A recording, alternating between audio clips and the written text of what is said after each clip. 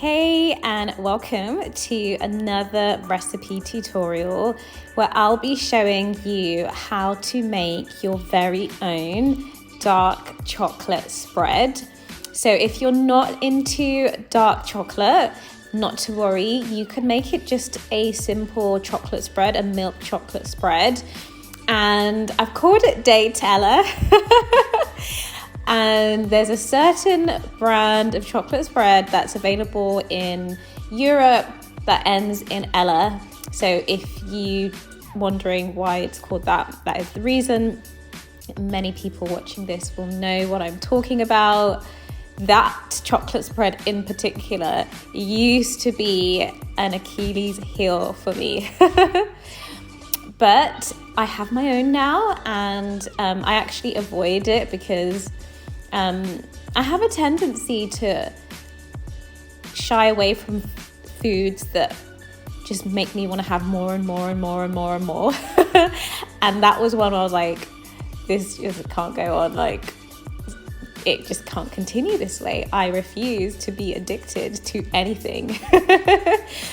But yes, no shade if you love that spread. Yeah, it's delicious.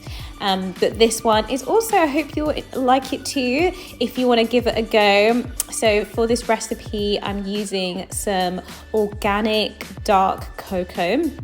And cocoa is usually one ingredient, so it's not the same as hot chocolate.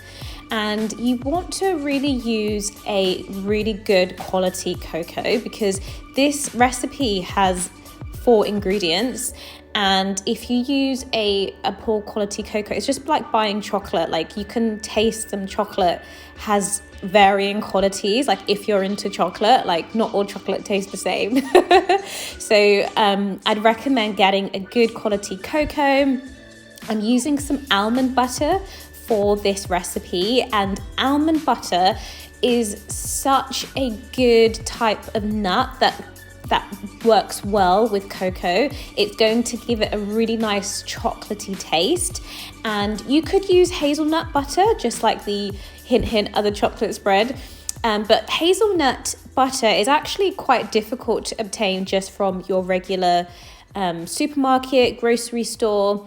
And it's more expensive, definitely. Whereas almond butter is widely available and it really works super well. I've used almond butter in homemade chocolate milkshakes and it's been fabulous. And so that's how I know it works really well. And if you just think about how almonds are used in patisserie, in sort of sweet culinary practices, it's such a diverse nut. So highly recommend if you get some smooth almond butter. And then I'm going to be using date syrup to sweeten it. And I'm going to be using some semi-skimmed milk. You can use any milk that you want to. It could be an oat milk. It could be, a vegan alternative. And also you could use a different type of sweetening agent. But I love date syrup. And I love it for this recipe as well. So you're literally just going to whip it all together. Now, just to bear in mind, the sweetness of this recipe depends on the quantity of syrup that you're going to add to it. So this recipe is a dark chocolate alternative. So if you like dark chocolate, then you want to try to stick with my measurements at first.